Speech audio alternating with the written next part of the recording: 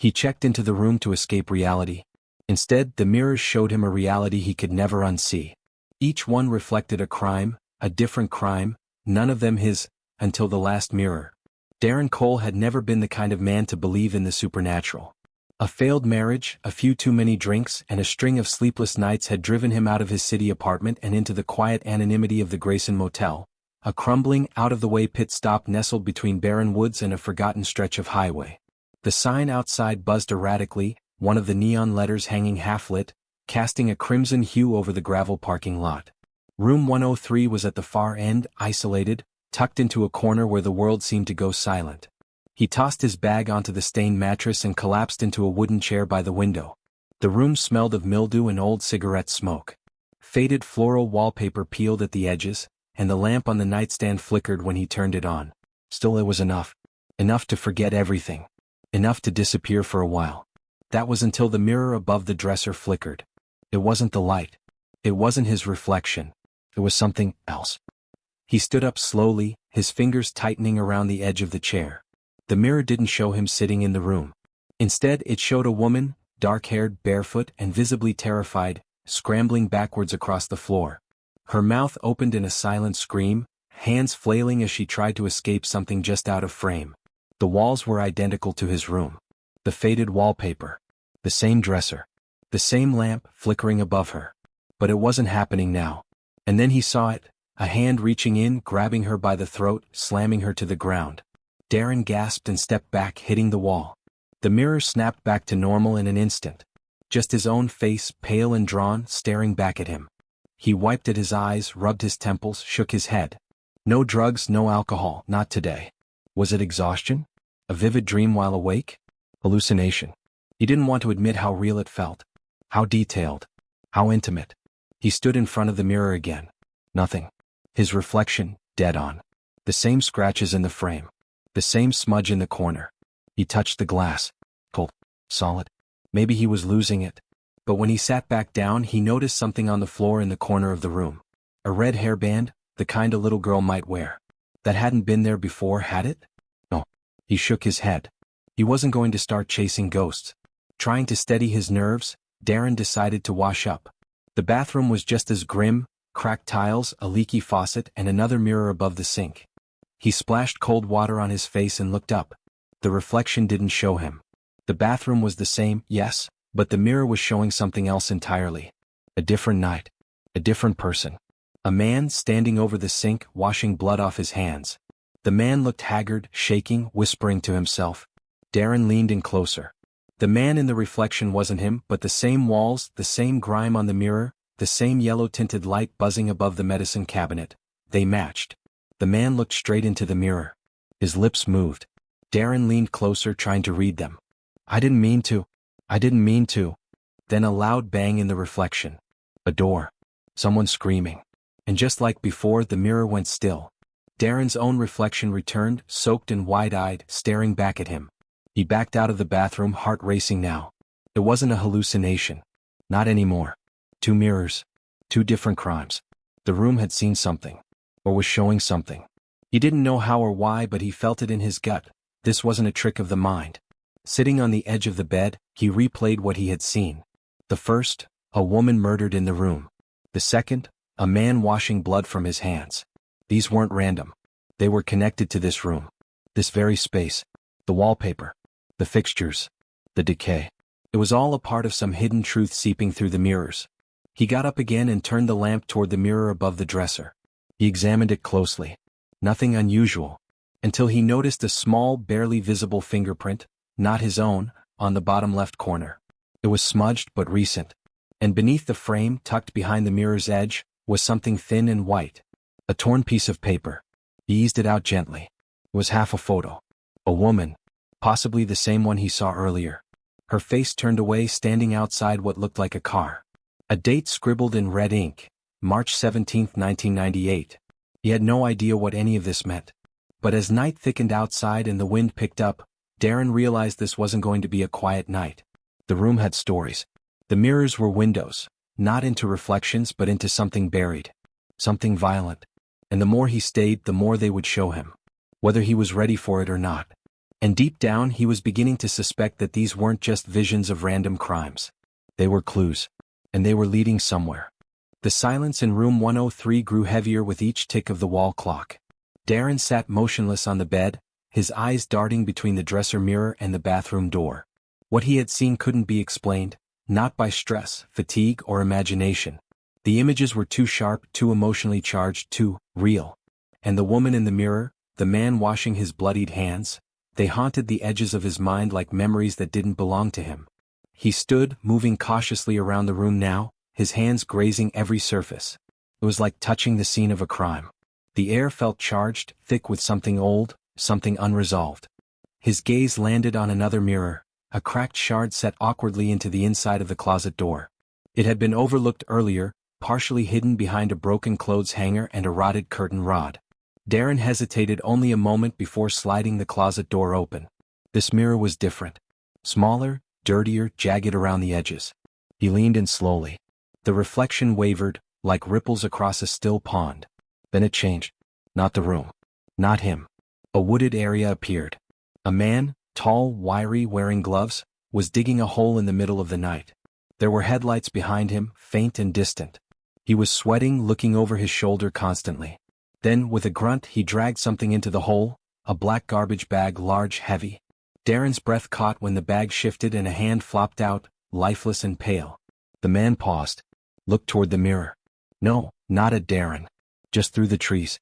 And then he resumed, covering the hole with dirt, his movements frantic.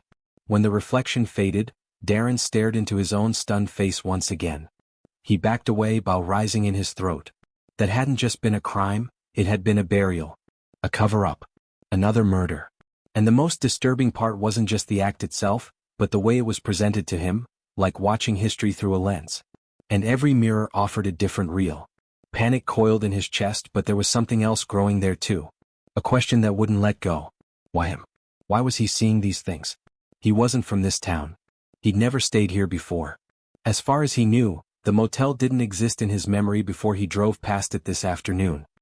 He turned back toward the room, scanning for any other reflective surface. That's when he remembered, the narrow mirror mounted above the desk, facing the bed. It had gone unnoticed during the chaos. With a deep breath, he stepped in front of it. This time it didn't shift instantly. His reflection stayed for a few seconds, almost as if the mirror was deciding whether to show him something or not. Then the image dissolved. He was in the motel room again, but not alone. A child, no more than 10, sat on the bed, hugging her knees, eyes wide with terror. She looked toward the door as shadows moved beneath it. A man's voice, rough and angry, shouted something from the hallway. The girl whimpered, then crawled under the bed just as the door burst open. Heavy boots stormed in. Darren couldn't see the man's face, only his silhouette. The mirror didn't show identities, only moments, acts. The man yanked open the closet, flipped the mattress, then stormed back out, slamming the door hard enough to rattle the frame. Then silence. Long drawn-out silence. The girl crawled out slowly, crying silently. Her lip was bleeding. She curled up in the corner, rocking back and forth, staring straight at the mirror. Straight at Darren. The mirror returned to normal. Darren stumbled backward, his knees nearly buckling. His mouth was dry, his mind whirring with questions. That girl, she had looked right at him. As if she knew he was watching. It wasn't just like a movie now. It felt like the mirrors were somehow connected to the events. Reliving them. Relaying them. Or maybe even reliving themselves through him. And then, the worst came. He approached the full-length mirror beside the door, the one you'd glance into before stepping out into the world. He hadn't looked at it earlier. It had been too smudged, the glass faintly warped. He stood before it now, hesitant, heart thudding in his ears. The mirror flickered. But this time there were no strangers. It was him. Darren. He was in the room, standing over the bed, holding something in his hand, a length of rope. Someone was on the bed, face down. He couldn't see their features, but the body was limp. His reflection, the one in the vision, turned toward the mirror slowly. Blood smeared across his hands. His eyes wide and hollow, unblinking. And for one chilling moment, both versions of Darren locked eyes. Then it all disappeared. Just his reflection again. No blood. No rope. No lifeless body. But the image had been clear. Precise. It didn't feel metaphorical. It felt like a future event. One that hadn't happened yet. One that might. And that thought, more than anything else, made Darren want to tear the mirrors from the walls and run into the night. But where would he go? Every reflection was a message, a piece of something larger. And the mirror had now shown him something personal, not just the crimes of strangers. It was as if the room was preparing him, or warning him. The line between witness and participant was blurring, and there were still more mirrors to go. Darren stood before the final mirror, the largest of them all, set deep into the sliding closet door. A dusty cloth had been draped over it, perhaps intentionally. His hands trembled as he reached out, fingers gripping the fabric. Part of him screamed to leave it covered, to walk out of the room and never look back. But the rest of him, the part that had stayed through each horrifying vision, needed to know. Needed to see what this last mirror had to say. He pulled the cloth away slowly. For a moment it was just him. Pale, haunted, sweaty. The reflection of a man unraveling. Then, as if summoned by his breath, the image warped and changed. The air in the room turned heavy, charged like before a lightning strike. The reflection was still the room 103, but different. The lighting was dimmer. Shadows pooled in the corners. The walls looked cracked, peeling. And in the middle of the room stood Darren. But not this Darren. This version of him was hunched over something lying on the floor. His shirt was soaked in blood. His hands gripped a knife, shaking, trembling but not letting go. At his feet was the motel's night manager, the older man who had handed Darren his key only a few hours earlier. Blood pooled beneath him, eyes open in permanent shock. Darren staggered backward from the mirror. The image remained. He turned toward the actual door, panic rising in his chest. It was closed. Locked. Quiet. Back to the mirror. The scene continued. The mirrored Darren dropped the knife and collapsed to his knees, hands pressed to his face. He was sobbing. He wasn't a killer in that reflection, not in the way Darren had expected. He looked broken. As if he hadn't wanted this. As if it had been forced. The mirror showed a crime that hadn't happened. Yet. Darren backed away until he was pressed against the real wall, trying to steady his breathing. What was this? A prophecy? A warning? A sick hallucination? Why him? A soft knock came at the door. It was gentle, polite. Darren froze. Another knock. He approached slowly, hesitantly. His fingers hovered above the doorknob. Then he heard the voice. "Hey, sorry to bother you," the night manager called through the door. "Just realized there might have been a mix-up with your room. You mind if I come in for a second?" The voice was casual, calm. But Darren's heart thundered in his chest. The mirror still showed the scene, his own bloodied hands, the dead manager, the exact room as it was right now. Darren stepped back, away from the door, eyes flicking between it and the mirror. Another knock. Firmer this time. "I just need a quick word." The words twisted in Darren's mind. The manager in the vision hadn't looked threatening, but something was wrong. The way his body had been laid out, how Darren's mirrored self had looked shocked, like he'd been defending himself, not attacking. Darren didn't answer. He reached under the bed where he had seen an old metal rod earlier. He pulled it out, rusted but heavy. One more knock. Then silence. Darren stood still for what felt like an eternity. No footsteps. No retreat. Just an oppressive quiet pressing in on him. He approached the door slowly, his breath tight and shallow. He looked through the peephole. The hallway was empty. He didn't open the door. He turned and looked around the room, at the mirrors, each still and cold now. The visions had ended. But the final one had left its message clear. The room had shown him the end of a story that hadn't been written yet. A death that hadn't happened. His hands bloody. A life taken. But the expression on his face in the mirror, that was the clue. Not rage, not triumph, but regret. Fear. Desperation. Which meant the mirror hadn't shown a murder. It had shown a choice. One Darren still had the chance to avoid. He sat down on the bed, hands over his face, breath coming fast and uneven. The mirrors had all served a purpose. Not just to terrify. Not just to display random horror. They were pieces of a puzzle, a pattern.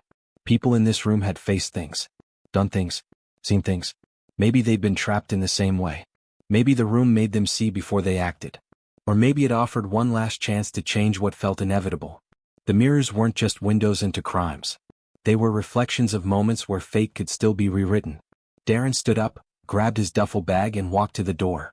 His hand hovered on the knob again. A whisper echoed in his head, the whisper of his own voice, the one from the mirror, the one who had sobbed after the crime. "I didn't want to." He opened the door. The hallway was empty. No sign of the manager. No sign of anyone. Darren didn't look back as he walked down the hall, past the buzzing neon, and out into the cool night. The gravel crunched beneath his boots. The air felt cleaner now, lighter. He didn't know if he had escaped the room or if the room had let him go. But the future hadn't been written yet. Not completely. And as he drove away from the Grayson Motel, he didn't dare look into the rearview mirror.